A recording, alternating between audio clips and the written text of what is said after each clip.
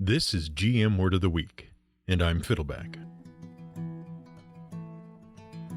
Excalibur. We here at the Word of the Week love ourselves a good magical weapon. What gamer doesn't? What fantasy adventurer's eyes don't light up gleefully when they open that treasure chest, reach inside, and, like a Hylian elf, hoist aloft a shimmering sword or spear with a name like Narsil or Graham or Master Mune or Hurung Gugnir or Gabolg? Wow. That's really a thing, huh? These internet top lists dig surprisingly deep sometimes. Every mythology across the world has a host of mythical spears and swords and axes and bows with fantastic names and even more fantastic powers. And as fun as it would be to turn this week's episode into a survey of mystical weapons from every corner of the globe, our producer and performer rejected that idea when we included the magical Aztec Atlatl Shui Kawat, which was used by the Wheat something to slay his sister Koyolhwa. You're kidding, right? Anyway, the point is, those sorts of guided tours through world mythology can be fun. But sometimes it's fun to dig deep into one particular topic, one particular legend, to see how it has evolved. And we'll hold those other stories in reserve for another time and give our poor put-upon producer some time to brush up on his Nawat pronunciation. Not gonna happen. Because what separates a truly great magical item from just another dull +1 long sword of boringness is the fact that it has a name and a history. Because that's what makes the adventurer feel like the latest chapter in a story greater than themselves, rather than just the recipient of a lucky roll on a random treasure table. Of course, in fantasy games like Dungeons & Dragons, such legendary weapons usually have one singular story that's always true. Whereas in real life, ancient weapons of legend might have multiple complicated backstories as their tales have been told, retold, revised, changed, adopted by other cultures, retold again, adapted to a religious doctrine, written down, rewritten, adapted for an animated feature-length film, had its major theme stolen for a young adult fantasy series, and adapted for a comedic parody film. Oh, and adapted for a stage musical. And ultimately, that's what makes the magical item truly exciting. Not the chance to be a part of its story, the chance to make it a part of our story. There is no better example of the evolution of our myths, legends, and histories than that of the magical sword Excalibur, or Caliburn, or Caledvolsh, which might have been a cousin to the sword Caledbolg, and which was pulled forth from a stone by King Arthur, which thereby made him King of Britain.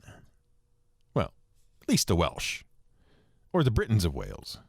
Unless he was given the sword by a magical fairy queen of Avalon known as the Lady of the Lake, and that made him King of the England.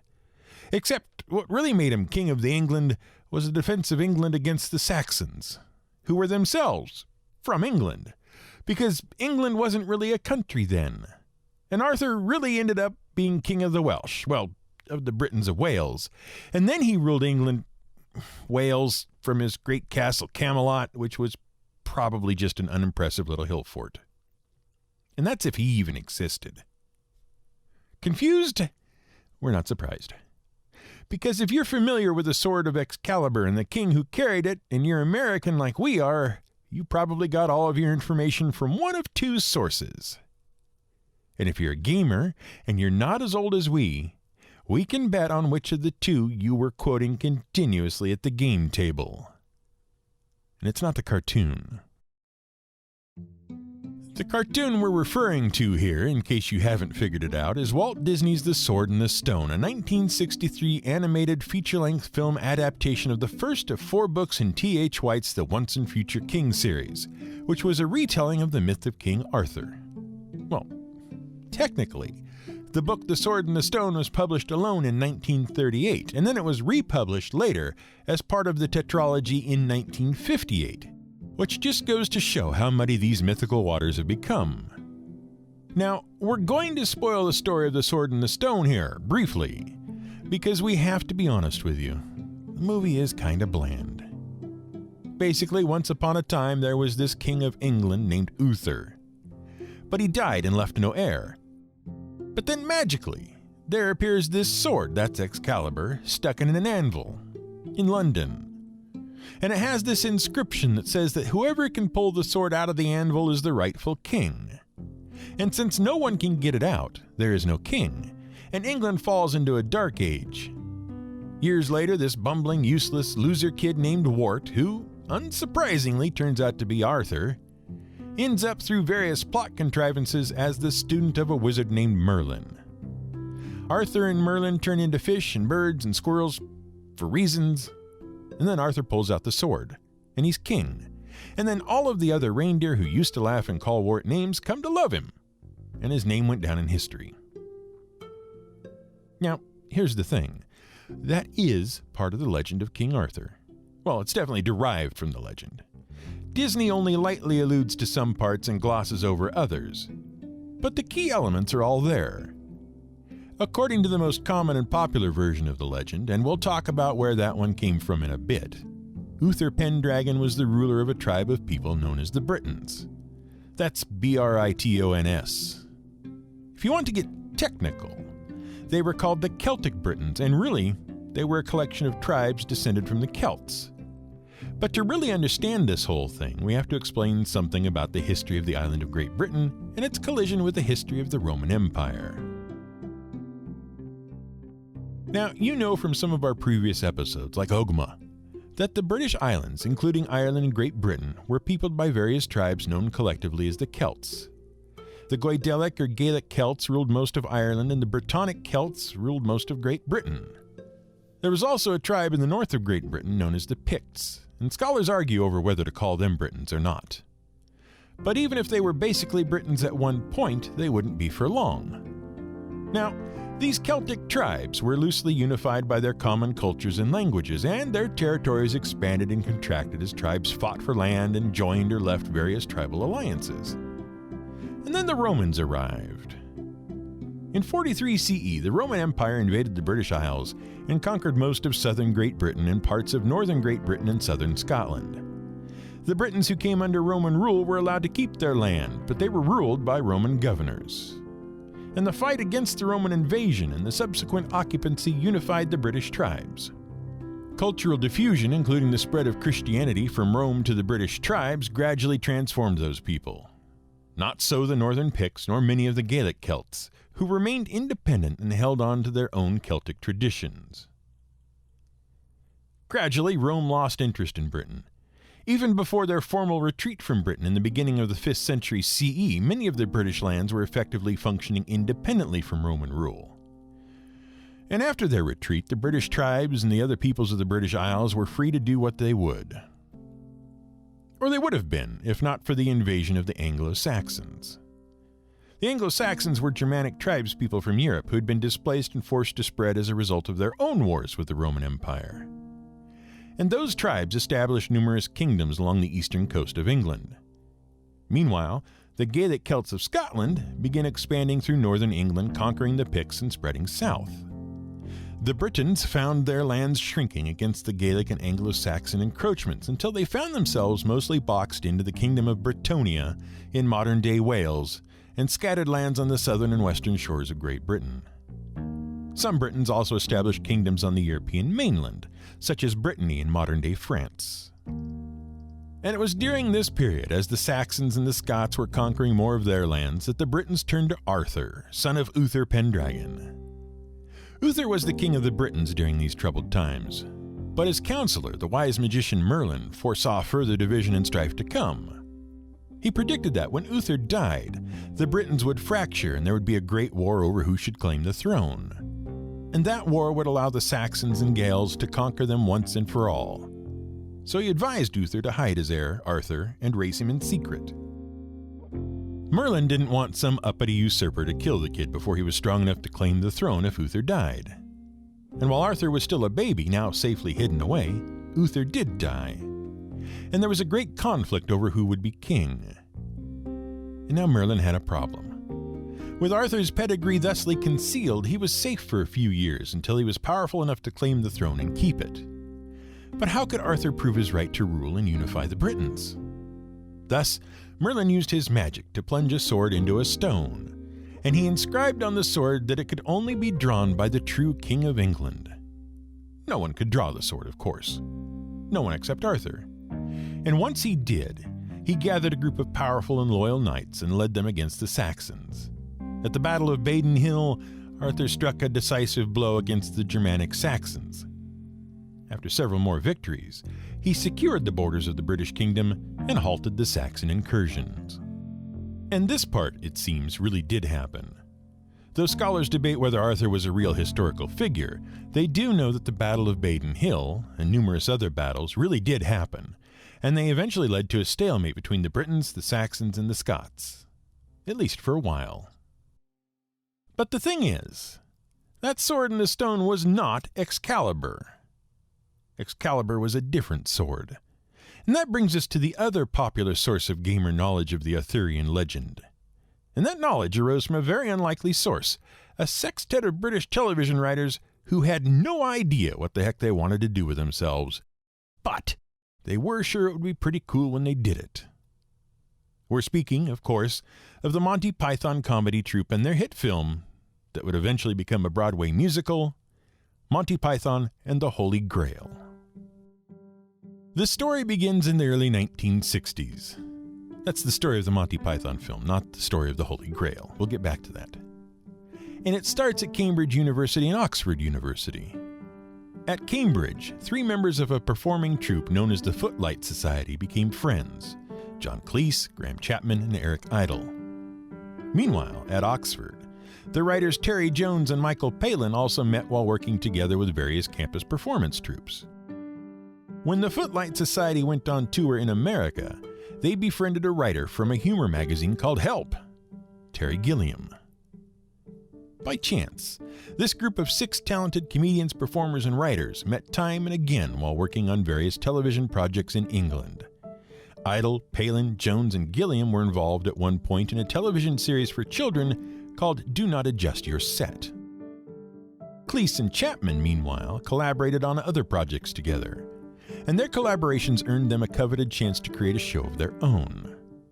Cleese wanted to work with his old friends, and they had gotten to know Michael Palin and Terry Jones, so they decided to team up and do something cool, something fresh, something new, comedy like nothing the world had ever seen. Maybe sketch comedy, but cranked up to 11. Somehow. And that's what they went into their pitch meeting with the BBC with. Absolutely nothing. They knew what they did would be amazing, but they didn't know what it was going to be. And the BBC took the sort of risk that no television network or movie studio would ever take these days. They went with it. And thus was born, seemingly named at random, Monty Python's Flying Circus. And they were right. It was amazing, new, cool, and completely indescribable. See, apart from the surreal and absurd humor, what made Monty Python's Flying Circus unique was that it completely abandoned any sense of narrative structure. Sketches rarely had a coherent beginning, and even more rarely had a concrete ending. They simply cut off at the moment of highest humor. In fact, the team vowed never to end a sketch in a way that was remotely expected. At least that's what the experts say. But really, what made them work is that they were a bunch of naturally funny people who could afford to rid themselves of all structural, narrative, and comedic constraints because whatever they actually did would be hilarious. Many people have tried since to do their deconstructive postmodern sort of humor, and no one has pulled it off. After the success of their weekly comedy sketch program in the late 1960s, they produced their first movie. Essentially, it was just a collection of the best sketches from their show, reshot and compiled as a ploy to export their humor to America. That was in 1971. And it worked. And that success, and the continued success of their series, led them to adapt the legend of King Arthur to their own brand of comedy. And in 1975 released their feature-length film, Monty Python and the Holy Grail. And that movie picks up the Arthur legend where the sword and the stone leaves off. Well, a few years later. The thing was that after the defense of Bretonnia from the Saxons, the Britons still weren't quite a united people. And Merlin, who was now Arthur's advisor, was troubled. Under Merlin's guidance, Arthur built a fort at Camelot. And if you have any images of a soaring castle like Hogwarts, remember, this was the post-Roman Empire Dark Age between 500 and 800 CE, when Motte and Bailey construction was still just catching on the mainland, and wouldn't be brought to England by the Normans for several hundred years. England was basically in the Iron Age at this point. Arthur built a fort on a hill, and there he gathered the knights who had helped him fight off the Saxons. In addition to building his fortress, he also followed Merlin's advice and sought out the Lady of the Lake, Nimue. And this is where things start to get very murky for the legend. See, according to the myths, the Lady of the Lake was actually Merlin's former apprentice. Merlin had met her at the Fountain of Brittany and had fallen in love with the water nymph. He agreed to teach her all of his magic, and he did so. And she was a very good student. In fact, she gradually became more powerful than Merlin himself.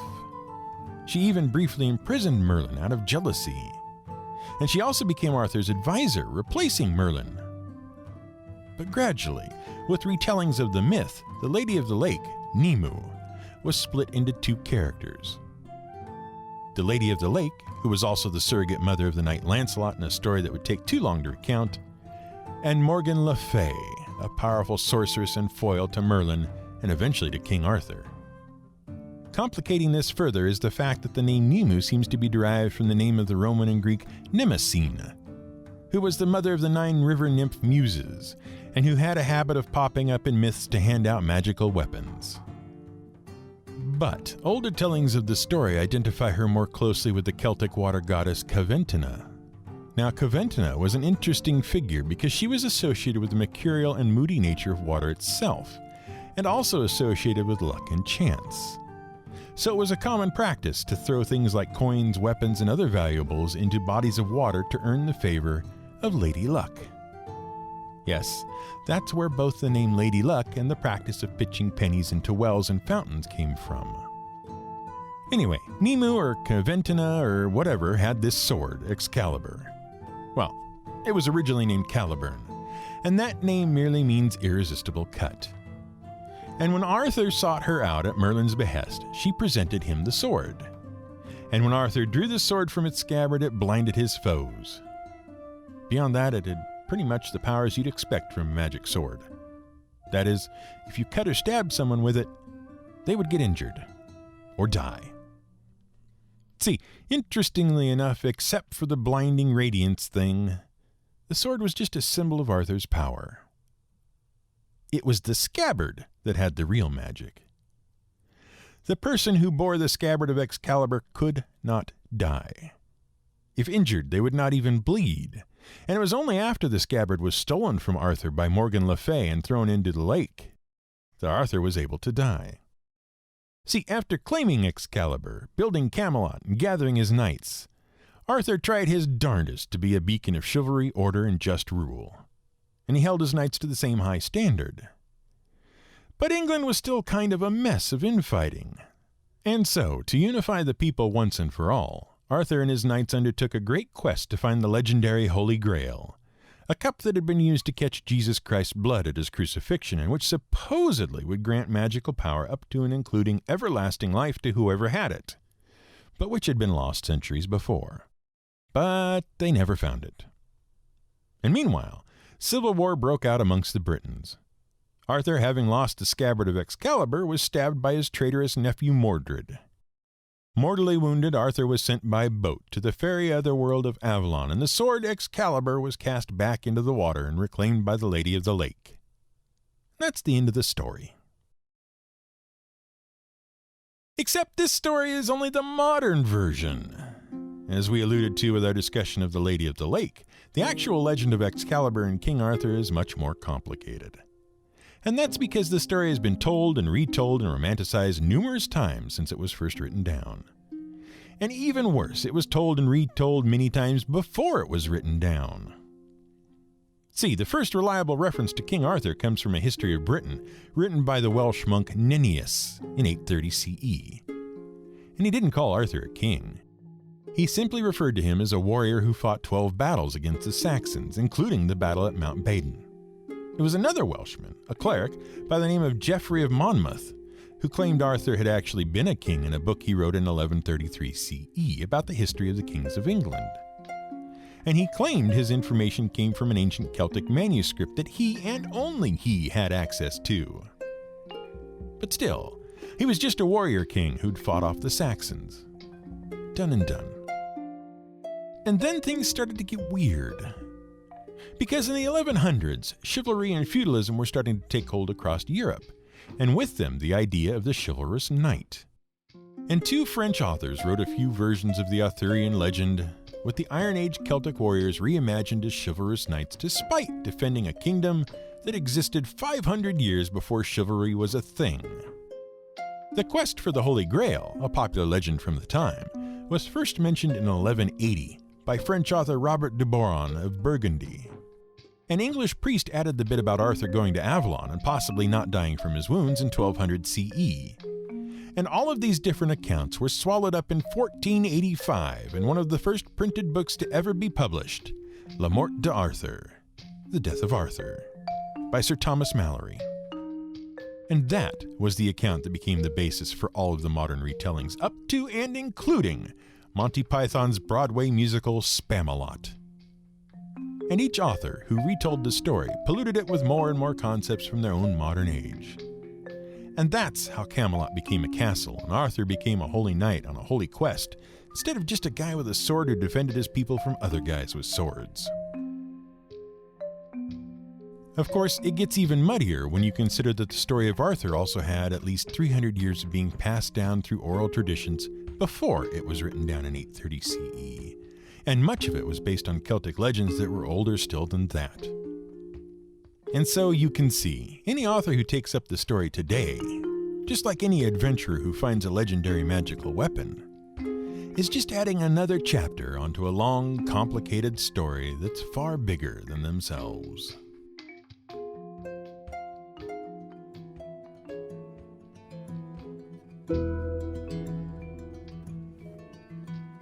This has been GM Word of the Week.